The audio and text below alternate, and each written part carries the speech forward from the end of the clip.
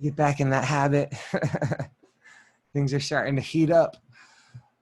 Yeah, so had a lot of continue to have a lot of interest. I think the learning management system side is really taking the whole Ninja thing to the next level. I sent out, let's see, the first kind of broader email saying, "Hey, try this." It was still, I sent last night. I sent an email out to basically the same list that we're currently sending the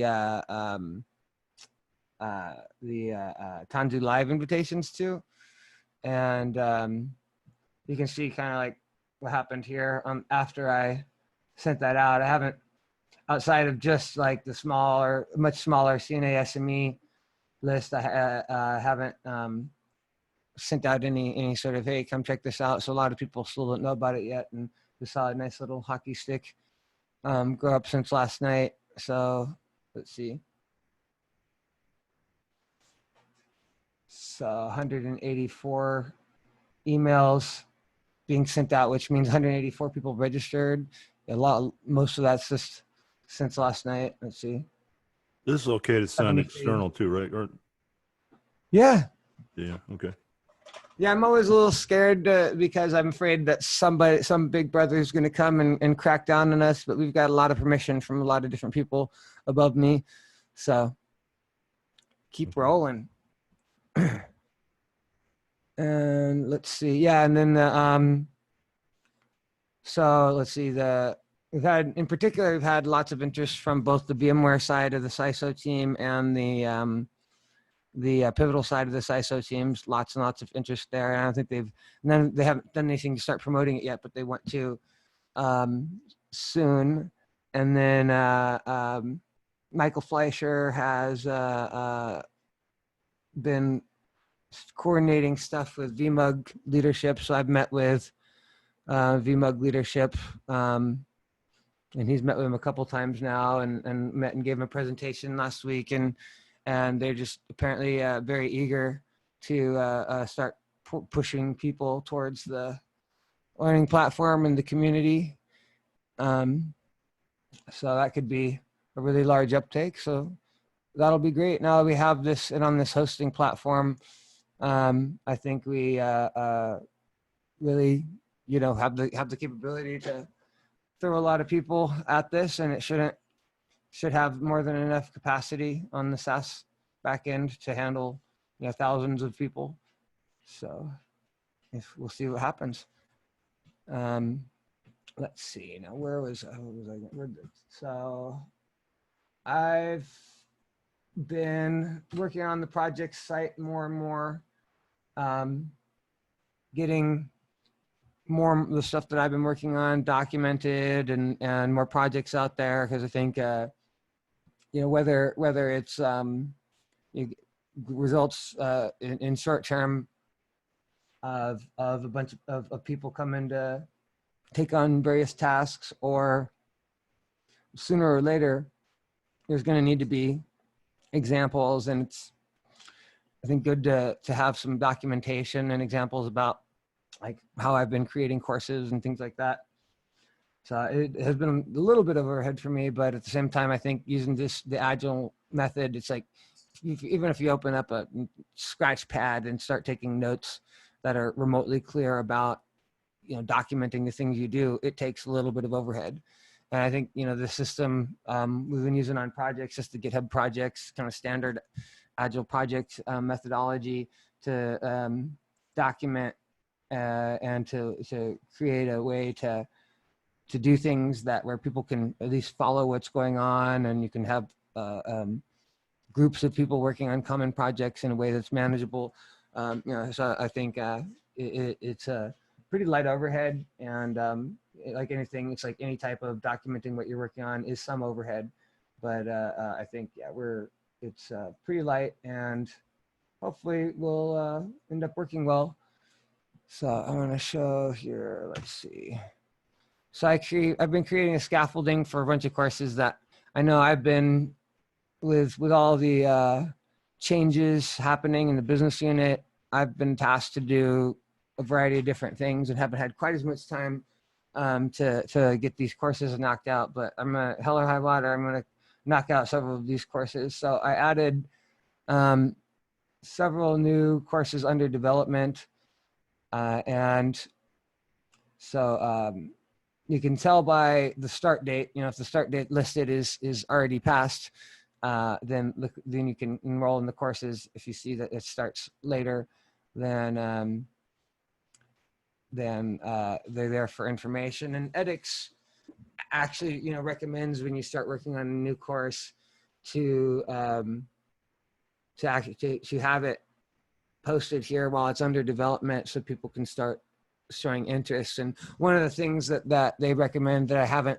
fully implemented yet, just because we're still new and getting used to things, and wanting to make sure that all this stuff, everything, nobody is disappointed by delays. You can set these to where you allow enrollment immediately, but the start date is still later. And so I did that a little bit last night. I mean, I had been doing setting the settings up to where if I put a new course here and it's not and it's still under development, and I set the enrollment date pretty much to what I set the course start date as just as a caution, so people could see them but they couldn't enroll. And it's really a better practice if you're going to have them up here to allow people to enroll. I'm kind of thinking I should probably have already opened that option up, but I did change it to where now, like the rest of these future courses are enrollable about 2 weeks prior to what I listed as the start date. And I put the start date not as necessarily an actual start date. I'm really hoping to get most of them sooner, but I think I just didn't. I wanted to put it at a date that I could definitely achieve. If as things do, things get busier than anticipated or run into bugs, which is always a thing that gets me. Is you get started thinking you're going to have all sorts of tasks finished by a certain day, and then you spend 3 weeks in bug city, or not necessarily bugs, like as in problems with the product. Maybe it's a problem, something I'm doing, I don't know, but it's always something, or just new tasks coming out of nowhere. Quick question on that note, Art. So this start date, I like that idea. That way you can judge the interest, as Simone says, but also when they get refreshed, do you see that it'll have a different start date? For example, the introduction one at the beginning there, starting in January, it's kind of continuous and ongoing, but do you think there's something to be said for when something gets updated that the start changes, or there's an update indicator or something like that? So it is completely manually configurable. And so when you go into Studio, and anyone who wants this access, just let me know. So I think some people may have it, but there's a few different URLs. And whenever you first register for a course, you always want to make sure you do it, or if you don't have if you haven't registered for ModernApps.Ninja, you always go to ModernApps.Ninja first and register your account initially here, because when you go to the management portal, it doesn't indicate anything happened. I don't know how they deal with, like, if somebody has 2 different portals, because you just for the management side of it, initially you log in to manage.edgenex.co, and it gives you not only visibility here, but it also shows you the links if you forget to, like, the Studio platform. And the Studio is where you create and edit courses. And so you can just go to studio.edgenex.co directly if you don't want to see the management side also. And so when you create a course in Studio, the first thing is getting these About Me pages created, so you can have that outline. And so like these courses don't have really anything in the body of the course yet, and it doesn't matter so much because the only thing you see up until the start date is a About Me page. And so when you're creating a course, the first step is usually to create the About Me page, and that is when you go in, whether you do new course or click into an existing course. You can see there's nothing in this course yet. but if you go into settings, it's a schedule and details. And so everything on the About Me page revolves around schedule and details. And this is also where you set the course start date, course end date, enrollment start date, and enrollment end date. And so these values are whatever you set them to. So if you've seen any change, it's because I may have changed them. Like one of the things you may notice is that the order of the course display here is by start date.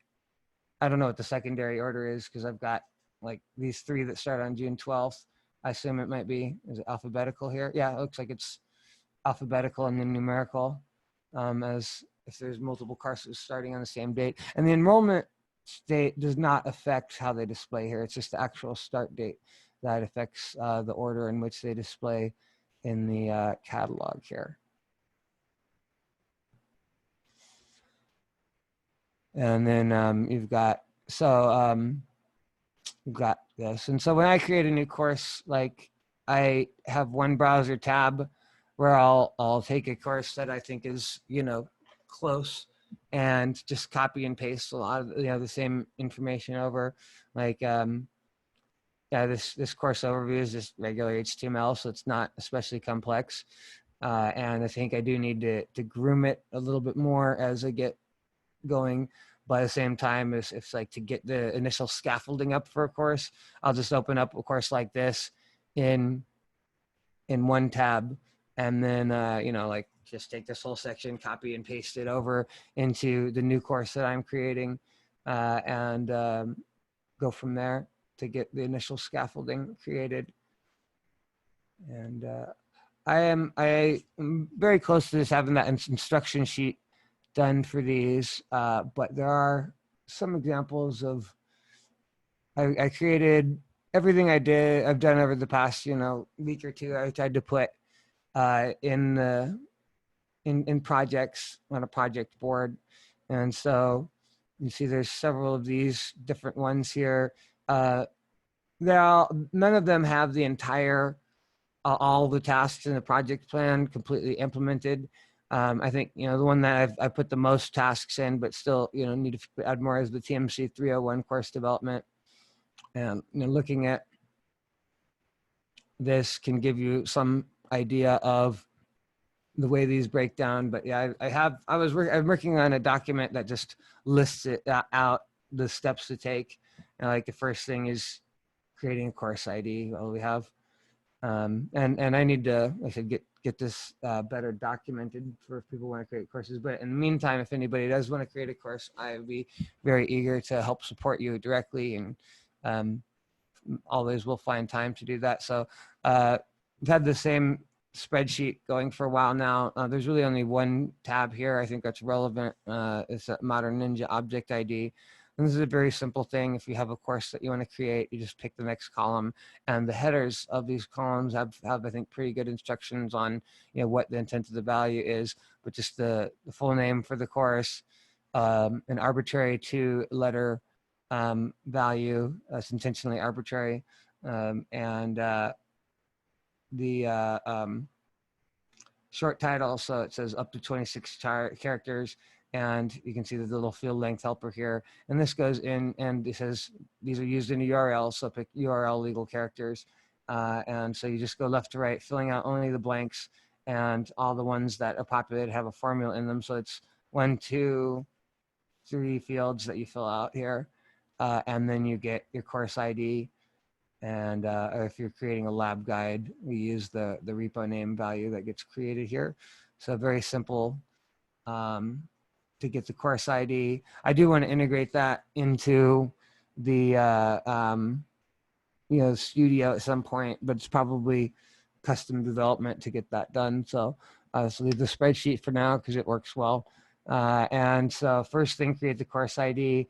And you don't necessarily need to create the course scaffolding. And I actually did this one already, so I need to mark this complete. So you don't necessarily need to create this course scaffolding. I mean, you may find that you could totally create the content for a course that you have in mind, largely in any means. You know, if it's YouTube videos, if it's text, you know, you could create it in a Word document or something. And then as you get close to being ready, then come to start the process. And you don't need to have a project board. It's not a requirement. I'm just putting this here because I think in many cases the project board is a nice thing to have. But you know, it depends entirely. I mean, like such as some courses maybe like, oh, I've already got most stuff ready. I've got a course. I've got other stuff I've been doing, and I have a lot of assets already, and I think I can just go in and knock it out. And so definitely no need to create the project board if anyone wants to create a course. But if you do, it's a good idea to create the scaffolding fairly early on. You do not need to expose it in the catalog. So I'll again have this documented shortly, but if you want to create a course, or if you just want to experiment and play around with the tool to see, you know, get comfort and familiarity with the course authoring tool before you decide anything else, or maybe you're not interested in creating your own course, but you might be interested in potentially helping out with the development of other courses, and you want to get familiar with the studio tool. You can. If you don't have access, just ask me and I'll get you access. We pay based on the number of active participants in classes. So there's no charge per course. There's no charge for, you know, anything other than the number of active participants in classes. And at least so far, there's, you know, only happiness from the business unit funding people if we have more people attending classes. So don't hesitate. There's no cost associated with going this. The one thing is we do, I think obviously if you're messing around, you don't want your stuff to show up here necessarily, right? And so the easy way to do that is if you do want to create a new course, and once you first you get this new course, and you have to put the name and the course number. And for course run, I just usually put perpetual. You can put test, what have you.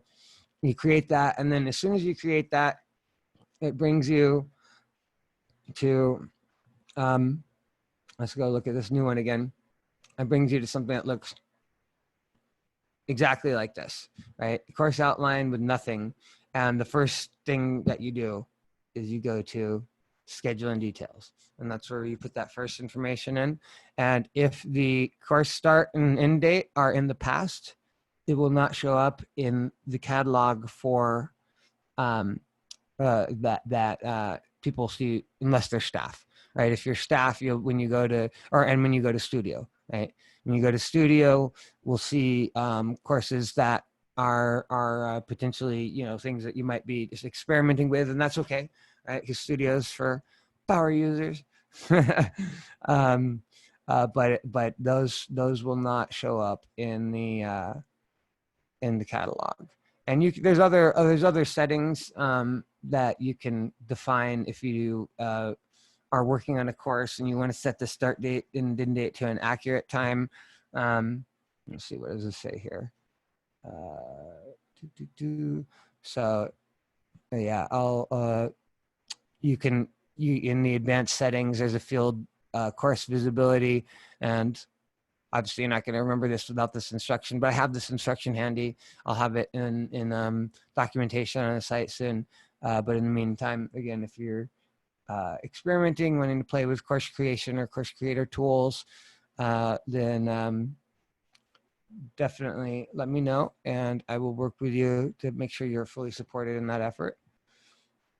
Let's see. And while we're on that topic, there's two levels of access to course assistance, right?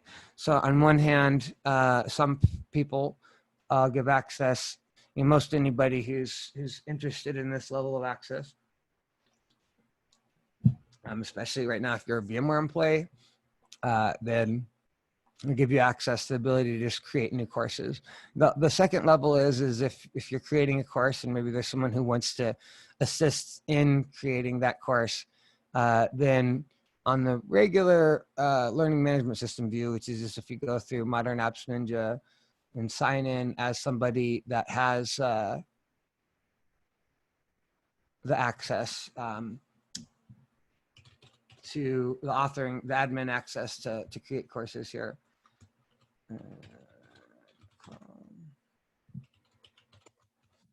Then I will see like the teacher view, if you will, is not in Studio. Studio is the course creation view.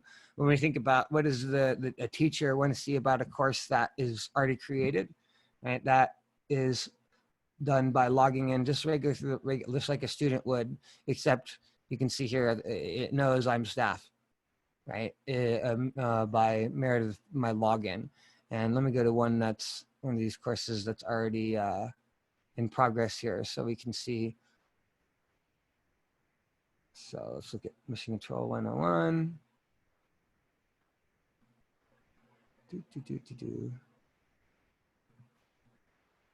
And so the other level of editing here is, and you can see you can view it as a learner, a specific learner, or an honor if you're, and what honor is that courses have different modes in edX, and you can run multiple different modes. Sometimes right now we only run a single mode at a time. By default, the mode of a course is audit mode, and there's no way to allow users to get a certificate of completion in audit mode. And the next mode is honor, and I forget the name of the third mode, which is it's verified. The verified mode requires you to turn on the what do they call it, the money the money option. I'm forgetting the exact term they use, but ultimately, and you don't have to use it to charge anybody, but the verified mode does require that you at least enable people, and it's part of the service, so we can turn it on for courses. It has an extra level where even if you charge $0 for the course, it accepts people.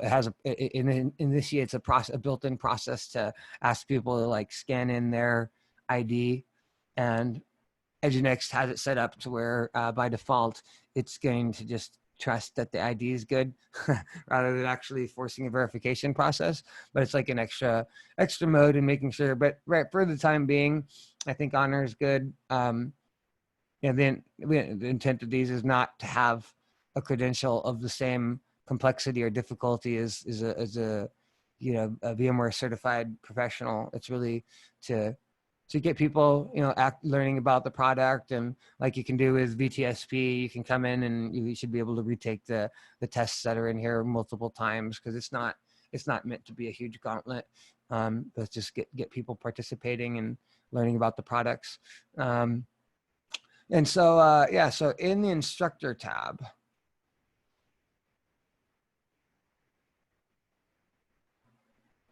okay, here we go. In the instructor tab, let's see, we have, I think it's student admin, view specific, adjust the learner's grade. No, I think it's membership tab. So there's a few options here. Role of the user being enrolled. And so I need to dig in to refresh my memory on exactly what these are. These are all standard open edX things, and so they're not specific to our hosting provider. And so the standard open edX documentation applies here, and all the tons of different documentation and videos and different things that people have out on the internet. But I think this is going to be common as we scale. If we'll hopefully have interest in people helping out with a given course, but not necessarily needing access to the being able to create courses, which gives you kind of access to the administrative backend at the same time.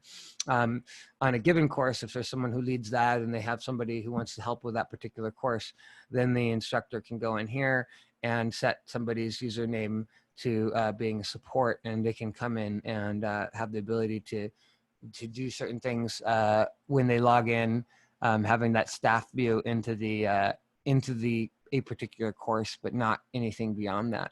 And there's also this like beta tester feature and so on. You can see course team management, and so there's several different roles here that if if you've been to a larger edX course on edX.org, there's a lot of, generally they use a lot of the discussion boards features in courses. So I hope with time. And then you have really cool things I'm going to start using at some point, like for standard questions, this you can set it up to where it grades itself very well. But a nice addition is that you can have people, like a good example is if somebody has to write an essay, and one of these big Harvard, has courses on here that have 250,000 people enrolled in them. How do they manage that? Well, they manage it because when somebody writes, it has an assignment that says, go write an essay on subject A.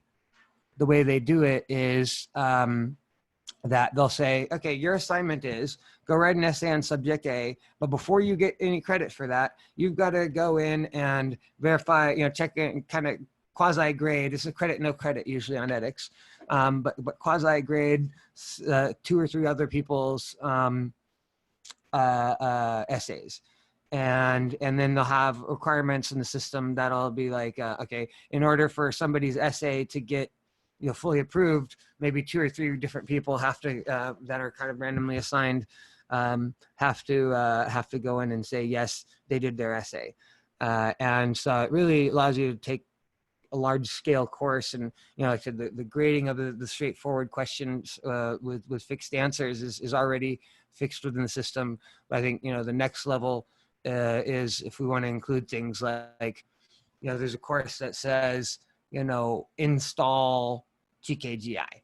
How do I know if this person installed TKGI or not, or go do this or go do that, right? I think anything that you go do, there's going to be some output for. I mean, even at a very basic level, you could just copy and paste a screenshot of the output from that, and none of that completely prevents people from being dishonest. But again, this is not like super gauntlet courses. I think overall, a few good controls in place, and by large, you prevent that.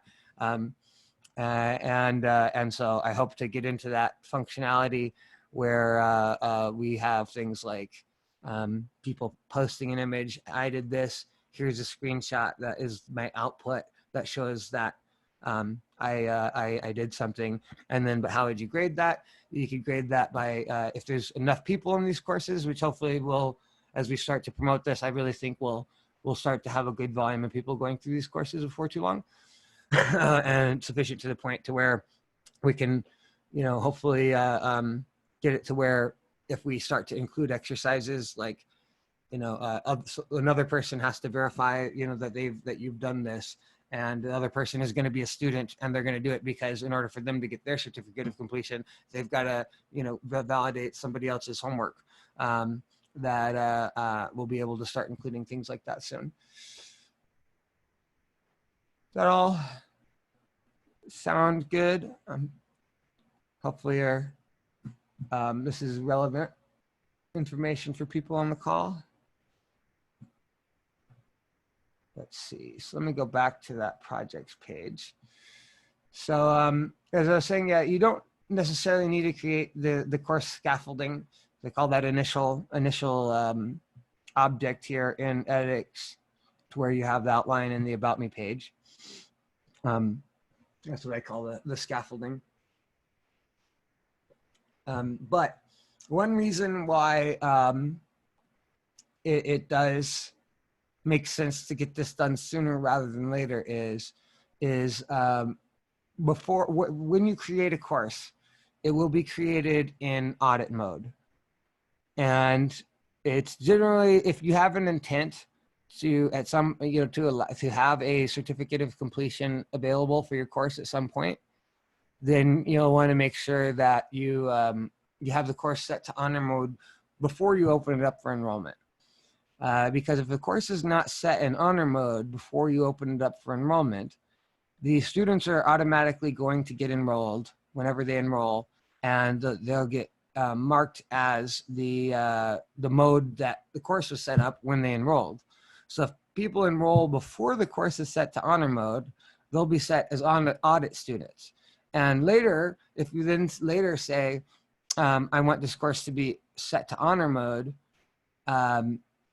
that will only take effect on new students that register after the date that it's set to honor mode. So if you already have students enrolled in audit mode before the course is set to honor mode, then you have to go in and you have to go into that the instructor dashboard, into the membership, and you can like eject people, unenroll unenroll the people who've been set in audit mode, and then you can re-enroll them. You can take the list of people that you've unenrolled and then re-enroll them, but if they've made any progress, they lose their progress and such. And so I think some of the tasks when you're doing a new course creation that you want to do first are getting the course ID created, getting the scaffolding created, and requesting the course set to honor mode, which I already did for this. I thought I could have sworn I already put the issue ticket in here. Yep, I did. I put the, oh, I know why I didn't close this out yet, because I put the request in for these courses. So I noted on the ticket that the request is in. But I, as far as I know, haven't got the response back. I just sent it late last night for a bunch of these courses. And so as soon as I get that confirmed, I'll go into this and I'll hit close issue. And once I hit close issue, the project board's set up to where any issue, and let me go back to where's the issue? Any issue here, you can see that you associate an issue with a project. So if there's any issue that is associated here with a particular project board, as soon as that issue gets closed, it'll automatically get moved to the done column.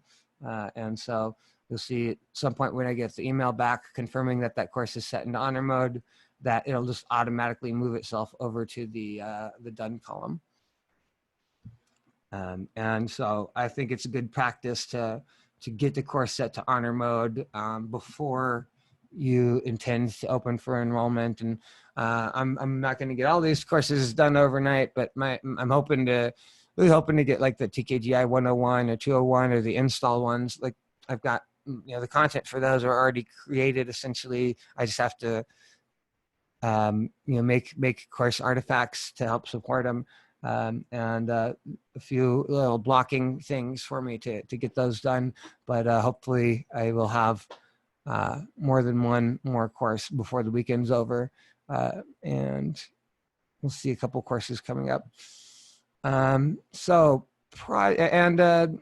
So then like once you create, so the initial starting tasks for things are you get the course ID created, get the course scaffolding. One is the outline. So my general process is I don't know if I put a full outline on that one. Let me go to like, let's see, ModernApps Ninja 101. So the first thing actually I did in this one is to create a general outline for the flow of the course and what you want to have in it. And it doesn't need to, this is not like a permanent, I can't ever touch this again outline for what's in the course. But it's a good way to get started. I think as you get into course development, you're going to learn some as you go.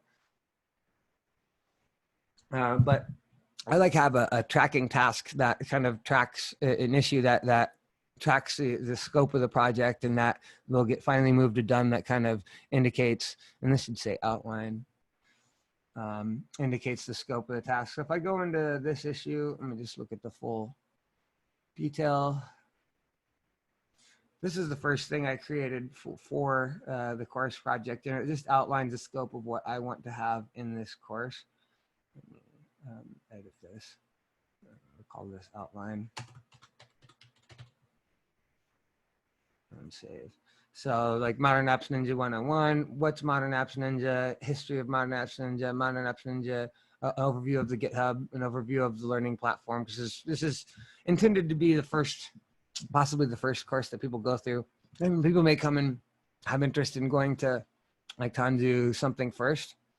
But I'm not necessarily going to force these Ninja courses because I've got 101, 201, 301, and 401. I don't know if I'm going to, I don't intend to force all of them, but they're really, a lot of them, have foundational knowledge for like, if you're going to do things at 101, well, one of the things that is going to be common at the 101 level. So the 101 level, and I need to clarify the whole pedagogy here for what 100, 200 and beyond means.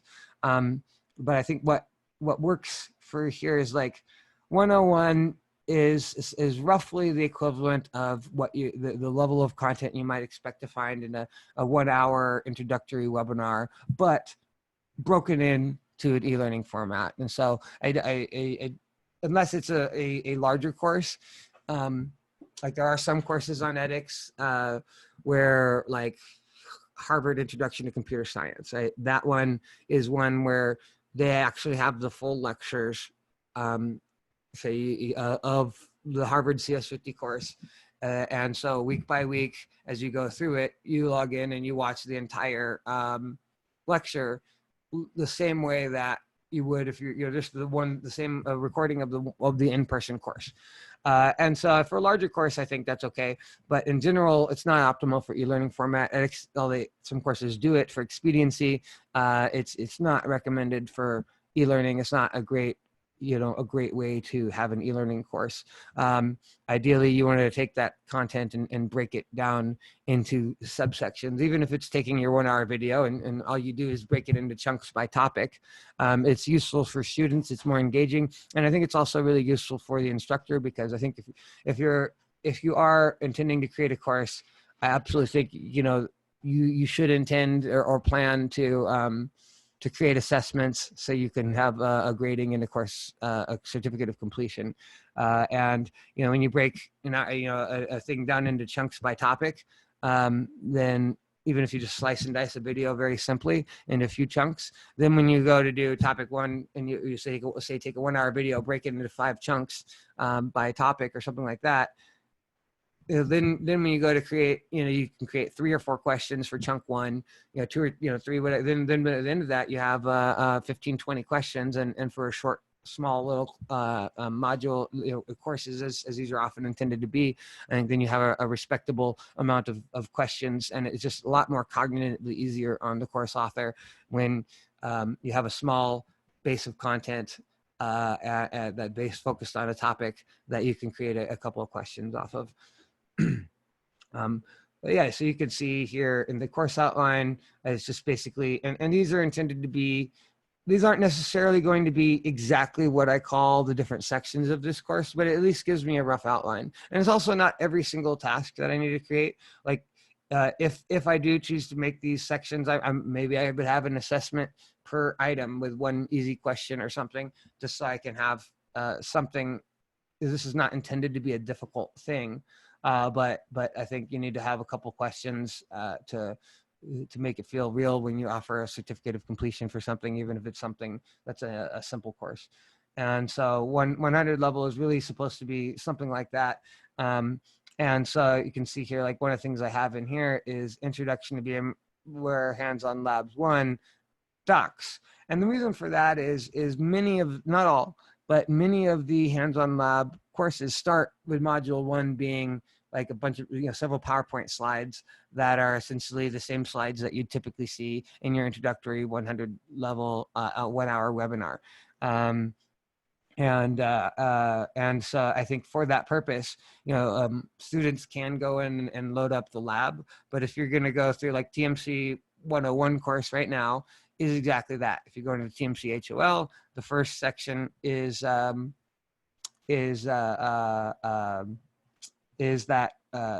PowerPoint slides.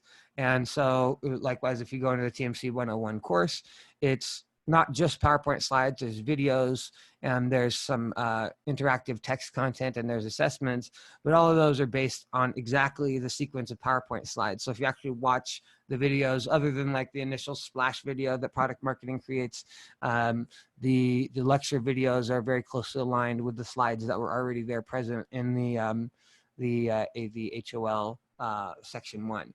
And so if you're going to go do and take like the TMC 101 course, you could load up a full HOL environment, but it's kind of like, why have the lab environment open if you're not going to use the lab? It's a less useful experience. I think being able to see docs.hol.vmware.com is a great thing to know about. And so for like level 1, I since there's several 101 level courses that will be following that model, I introduce people to doc side of hands-on lab in this course.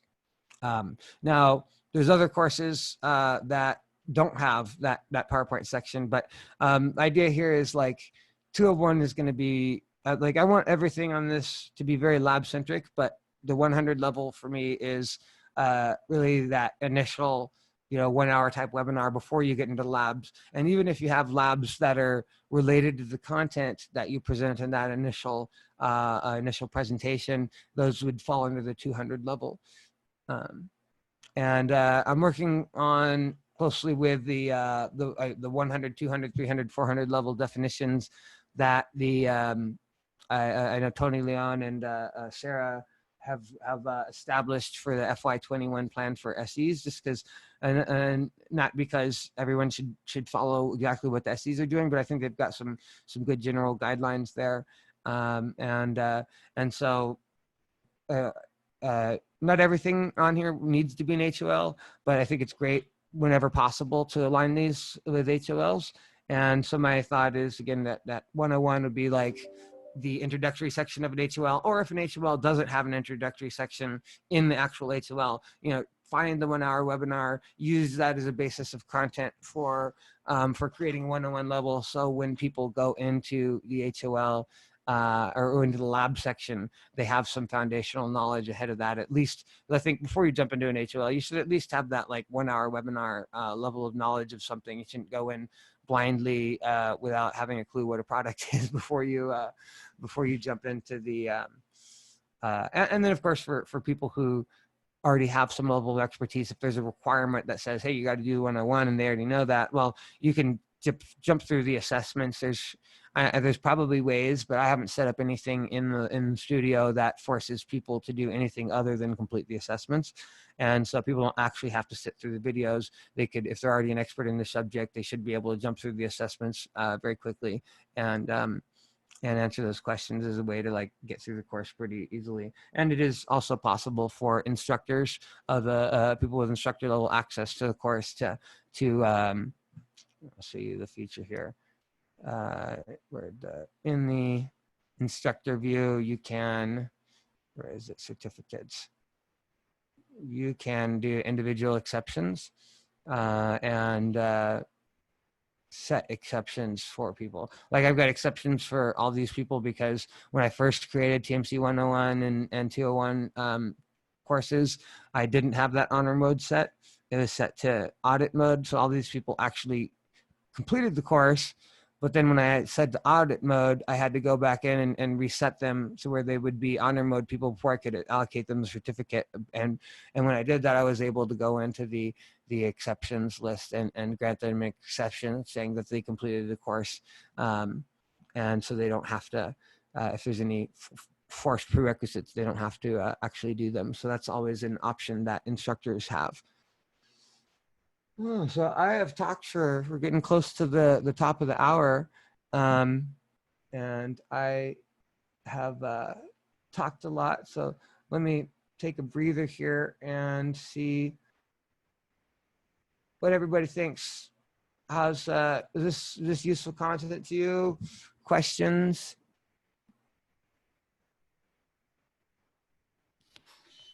Art, you have a few questions in the chat. I don't know if you see them. I appreciate that, Peg. I always forget about the chat. It looks like there's just some discussion around partners and when it'll be available. Scott Bretwell is ready to go with this with some partners. Just looking for give them a go.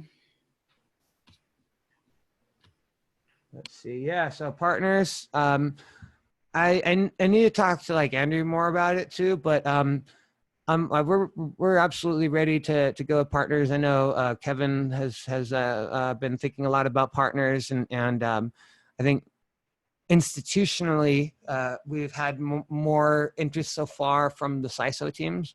They've brought in some more significant programmatic interest to like let's get this going. I know CISO team is talking about not just promoting it, but looking at what integrations that they could do, because there's ability in here to have cohorts, and cohorts can have cohort specific content.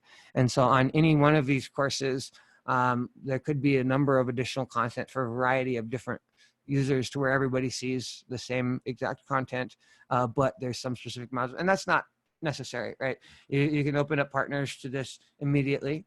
Feel free to go ahead and start promoting it with your partners. And they can go and take the courses that are here. And but if you do have some desire to enhance this, like we can definitely provide authoring access and help with understanding how to use things like the cohort feature.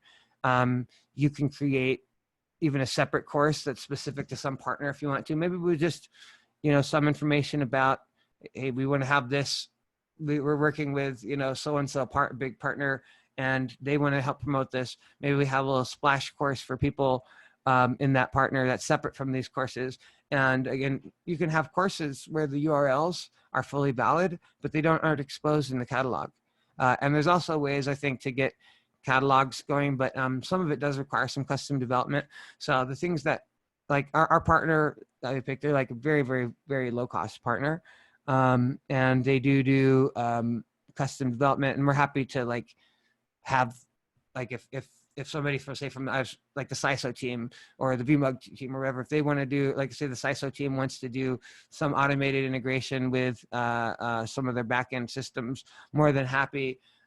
This platform is more than capable of it. The one thing I can't do right now is I can't fund that development, but I can say that our partner has ridiculously inexpensive. If anybody in VMware is working with any third-party provider of any type of web content, I would wager to bet that this partner does their custom development for a large chunk less than anybody else I've seen.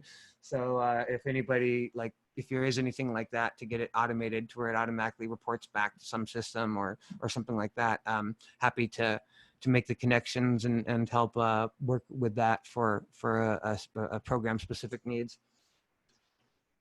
Let's see, how many active students do we have these days? So the current for the past 30 days, and I think so, is right now, in this since May 1st, so in the past 22 days, we've got 103 active users, and that compares to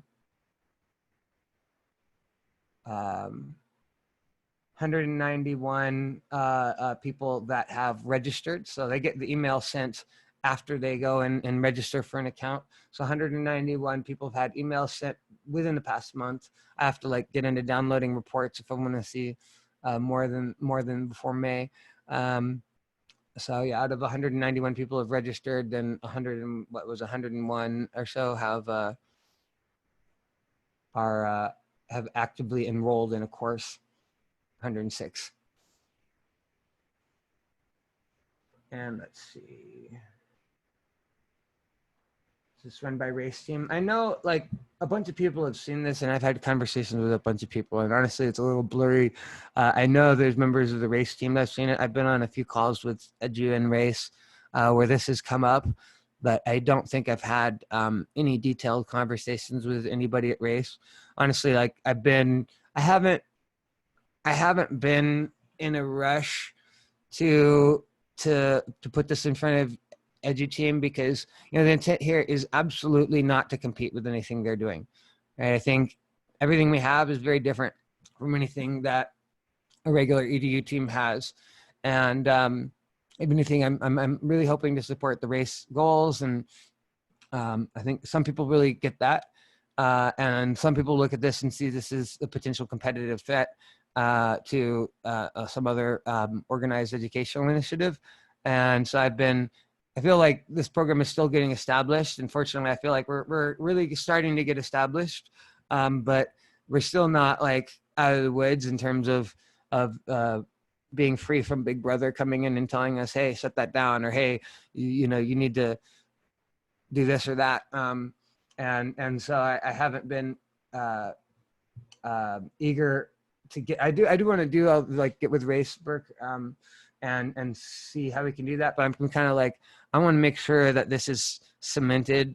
We get a couple thousand users or something, or have we do have blessing from several leaders in the organization, so I feel like we're relatively solid. But so hopefully we can start to to go further in race. Let's see. I see some more conversation here about partners. How do they count active? So I need to dig in a little bit more on how they count active, but I think the at least initial metric, the initial metric is if they've enrolled in a course. And they do build dynamically based on the number of active participant users, not users. And I know that their algorithm will not count a user as active, I think, unless they've logged into the course. I don't know within the past 30 days.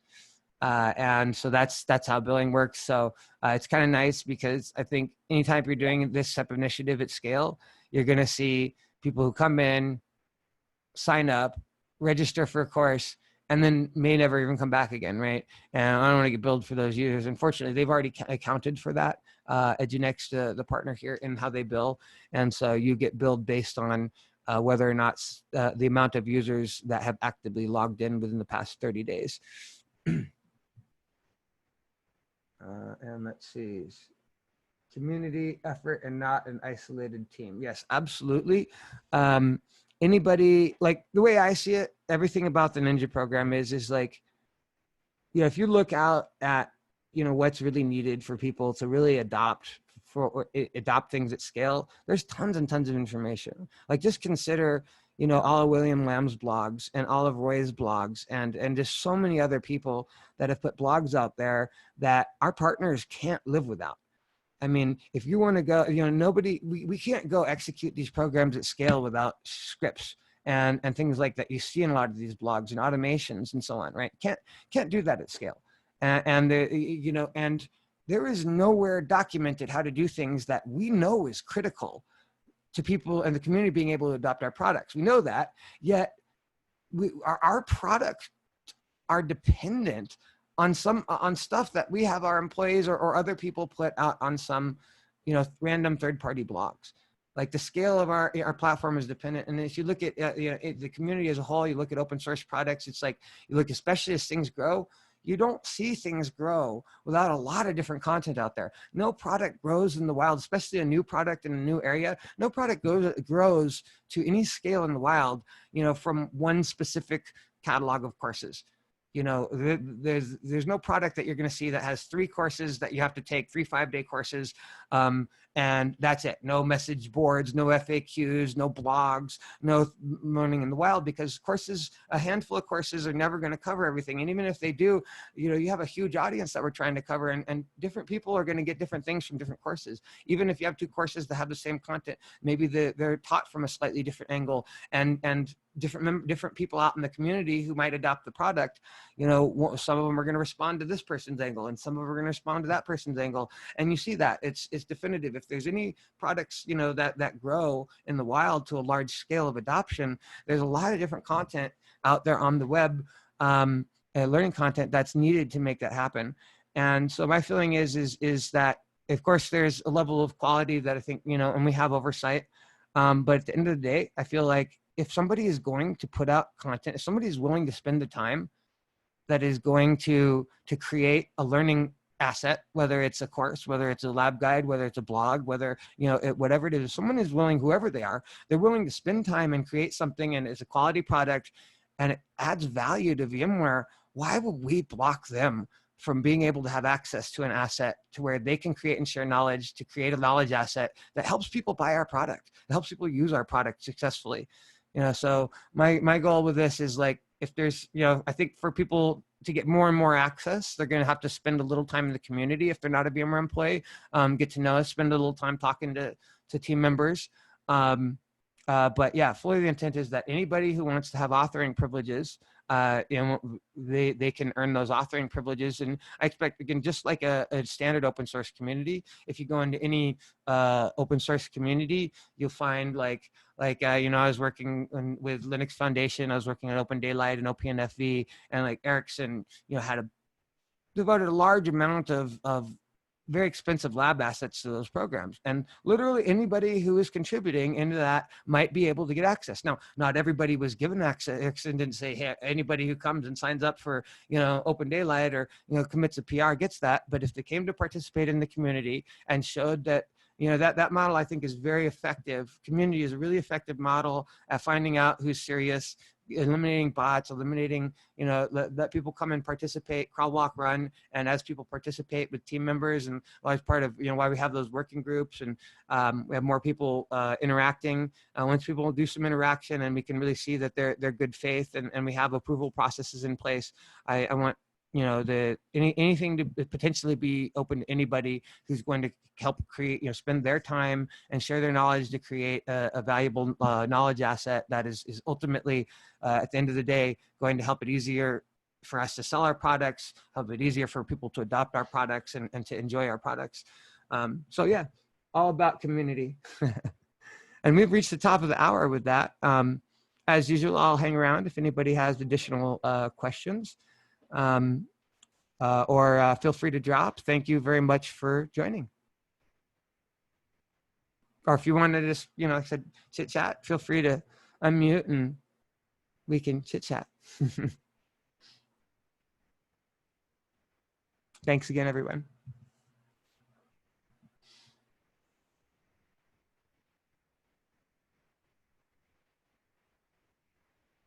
So Art, this is Kevin. Yes, sir. Copious free time, perhaps. Maybe you can walk me through how to do an outline, because I have a whole bunch. I went and gathered a whole bunch of stuff on Valero. Oh yeah, that's gonna be cool. I think it's worth putting something up there. People can agree or disagree, but I think it's worth putting something up on Valero because we don't really talk about backup at all.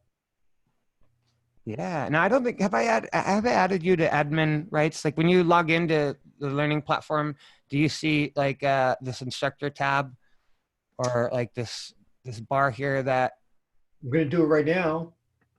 That shows this option? There's another meeting that I need you. Oh, okay. I don't know. So maybe Hey, Kevin, can I follow up with you? Can I follow up with you a little bit later? I'll ping you later. Perfect. I'll reach out to you as soon as I'm free. I know I have open time on my schedule today. No worries, Art. Thanks a lot. Thanks. Hey, Art, I'd love to just watch when you're working on that with him in the Valero thing. Perfect, yeah. Learn. So just ping me on Slack. Thanks so much. Bye. Thanks, Beck.